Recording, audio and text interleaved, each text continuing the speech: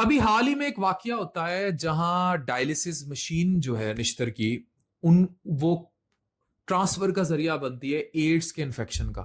میرے ساتھ professor doctor مسعود الرؤف فراج صاحب ہیں, کسی تعارف کے محتاج نہیں, صدر ہیں پی ایم اے کے بھی, اور نشتر میں بھی بڑے روح رواں ان کا کردار ہے, پروفیسر آف سرجری ہیں, ڈین ہے. سر یہ بتائیں کہ یہ جو بھی حالیہ نشتر میں واقعہ یہ ہے کیا, and how it is affecting, اور یہ اس میں سچائی کتنی ہے کہ ڈائلسس مشین, اور اس میں جو اتنے پروفیسروں کو سسپینڈ کر دیا گیا ان کا کتنی انوالومنٹ تھی؟ ہاں، بسم اللہ الرحمن الرحیم. ڈاکٹر عفان، میں صرف یہ بتانا چاہتا ہوں کہ نشتر کا جو ڈائلسس پورشن ہے اس کو کہتے ہیں نیو ڈائلسس سینٹر، اور اس ڈائلسس سینٹر میں جو مشینیں ہیں وہ موسٹلی ڈونیشن سے ہیں. اس میں ہم ڈاکٹرز کی بھی اور ہمارے کچھ جو دوست صاحبان ہیں جو کوئی دوسرے لوگ بھی ہیں ان لوگوں نے ڈونیٹ کی ہیں، اور اس کے بعد یہ ڈائلسس سینٹر بنایا گیا. یہ جو ڈائلسس مشینز ہیں یہ لیٹسٹ مشینز ہیں، اور ان میں ایک ان بلٹ کوالٹی ہے کہ اگر کوئی وائرس آتا بھی ہے تو وہ یہ ڈس انفیکٹ آٹومیٹکلی ہو جاتا ہے، چاہے اس میں وہ آپ کا HIV وائرس ہے جس کو ہم ایڈز کا وائرس کہتے ہیں، یا پھر ہیپیٹائٹس B یا C کے وائرس ہیں.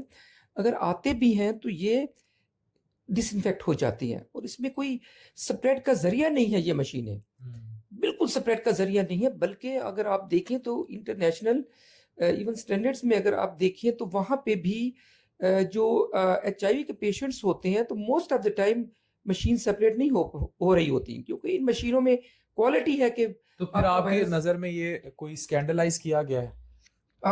میں اس کو سمجھتا ہوں کہ اگر ایک پیشنٹ پک ہو گیا وہاں پہ، اس کے بعد پھر ظاہر ہے روٹین میں باقی پیشنٹس کو بھی سکرین کیا گیا، اور جب ان کے ٹیسٹ کیے گئے تو وہ اس میں 25 پیشنٹ کے ٹیسٹ پازیٹیو آ گئے. ٹھیک ہے، اب اس میں یہ امپورٹنٹ چیز ہے کہ یہ وائرسز جو 25 پیشنٹ میں نکلے، ایڈز کا وائرس نکلا، اس کا سورس کہاں پہ ہے، اس کا اوریجن کیا پہ ہے، اس کی پرائمری فیملی کہاں سے نکلا. وہ تو ایک ٹیسٹ ہوتا ہے جس کو ہم جینوم سیکوینسنگ کہتے ہیں. جب تک وہ نہیں ہوتا ہمیں پتہ بھی نہیں چل سکتا کہ اس وائرس کا ایکچوئل سورس کہاں سے، یہ وائرس کہاں سے ٹرانسمٹ ہو کے یہاں پہ پہنچا، نہ کہ یہ مشینیں جو ہیں they are the source of the spread. تو یہ ایک چیز بتانے کی ضرورت ہے. اور اس میں دوسری چیز امپورٹنٹ ہے ڈاکٹر عفان، اگر آپ دیکھیں یہ جو پیشنٹس ہوتے ہیں جو ڈائبٹک جو کڈنی ڈیزیز کے پیشنٹس ہوتے ہیں جن کے ڈائلسس ہو رہے ہوتے ہیں، دے آر کریٹیکلی سک پیشنٹس ہوتے ہیں. یہ وہ پیشنٹس ہوتے ہیں جن کو ڈیلی بیسس پہ کوئی نہ کوئی ٹریٹمنٹ لینا پڑ رہی ہوتی ہے، اور یہ وہ پیشنٹس نہیں ہوتے جو اسی ڈائلسس سینٹر میں راؤنڈ دی کلاک ایڈمٹ رہیں اگر آپ کہیں، اور کوئی ٹریٹمنٹ بھی اگر ان کی ہونی ہے اس سے ہٹ کے تو یہ وہیں سے لیں گے. فری ہے پیشنٹس.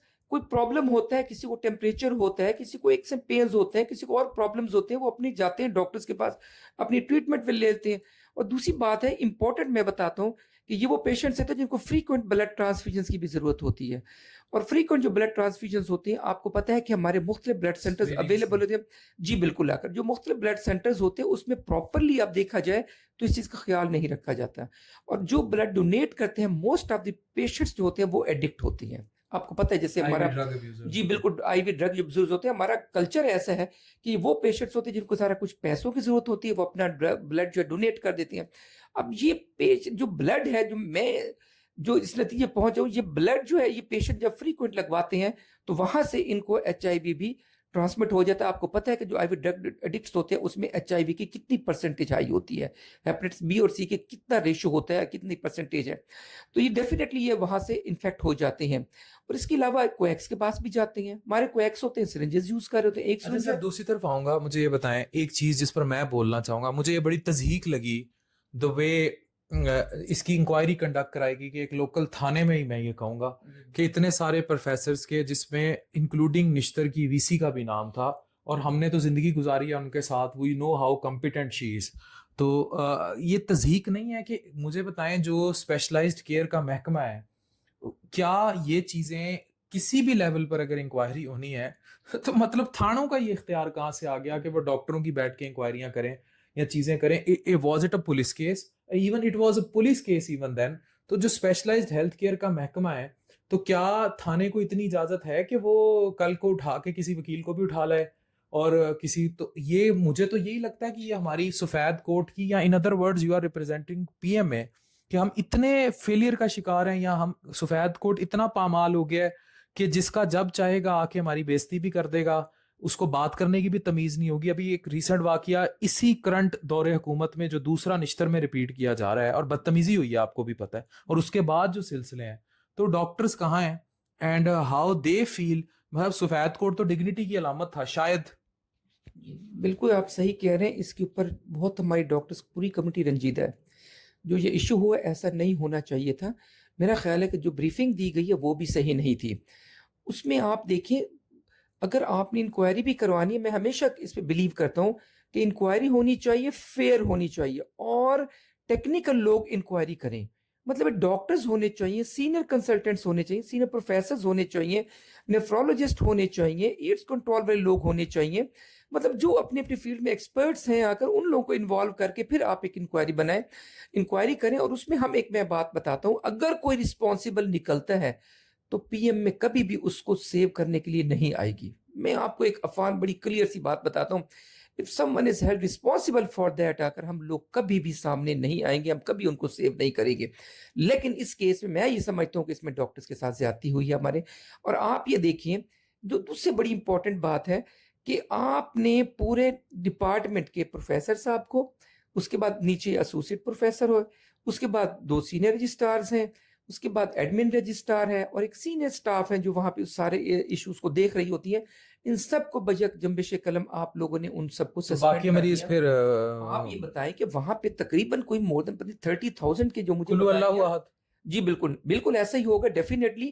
تو وہاں پہ کون مینیج کرے گا ان پیشنٹس کو, جو پیشنٹ ڈیلی بیسس پہ وہاں پہ اتنا پیشنٹ, آپ کو پتا ہے کہ تقریباً کوئی راؤنڈ اباؤٹ 350 پیشنٹ وہاں پہ رجسٹرڈ ہے. نشتر میں ڈائلیسس فرشتے کر رہے ہیں, کون کر رہا ہے؟ جی ایگزیکٹلی میں بتاتا ہوں, آ کر یہی سینٹر تھا جو دوسرا ڈائلیسس کا سینٹر تھا, آپ کو پتا ہے وہ تو ریویمپ کے نام پہ توڑا ہوا ہے.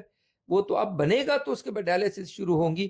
جبکہ یہ جو ڈائلیسس سینٹر تھا جو کہ بنایا گیا تھا ڈونیشنز کی بیس پہ بنایا گیا تھا, اب ظاہر اس کا بھی کوئی پرسان ایک بات بتائیں, ابھی ایک رانا الطاف صاحب بڑا کام کر کے گئے نشتر میں, تو نشتر کی چھت پہ مردوں کا واقعہ ہو گیا, اب یہ ایڈز والا واقعہ ہو گیا, اور پھر ہائی لائٹ بھی ہو جاتا ہے. یہ وی سی کی کرسی جو ہے پاکستان میں, کوئی جو نشتر کے وی سی کی اسپیشلی کرسی ہے, کہیں کوئی ایسا تو نہیں کہ یہ بہت ہی کوئی پولیٹیکل قسم کی پوسٹ ہے, اور اس پر جو آ کے بیٹھے گا اس کو کہیں نہ کہیں سبوتاج کیا جائے گا, یا اس کو پولیٹیکلی انچانٹ کیا جائے گا اس قسم کے سسٹم میں. کوئی اتنا زیادہ پولیٹیکل انسٹیٹیوٹ کو ہونا, is it some thing good? آپ دیکھیں, میں کہتا ہوں کہ دیکھیں, کے کا وی سی بھی ہوتا ہے, فاطمہ جناح کا وی سی بھی ہوتا ہے, یو ایچ ایس کا وی سی بھی ہوتا ہے. کبھی آپ نے دیکھا کہ ہر سال کے بعد وی سی چینج ہو رہا ہو وہاں پہ؟ یہ ساؤتھ پنجاب کے ساتھ ایک واحد ہماری میڈیکل یونیورسٹی ہے جس کو نشتر میڈیکل یونیورسٹی کہتے ہیں. یہاں 6-7 سال میں 8 وی سیز چینج ہو چکی ہیں. تو دیٹ از وائی یونیورسٹی کہاں پہ گرو کرے گی اب. اور آپ یہ دیکھیں, اس میں جو دوسری بڑی امپورٹنٹ چیز ہے, جو وی سی ہے اس کا کام ہی نہیں ہے پیشنٹ کیئر کے ساتھ, تو اس کا تعلق بھی نہیں بنتا.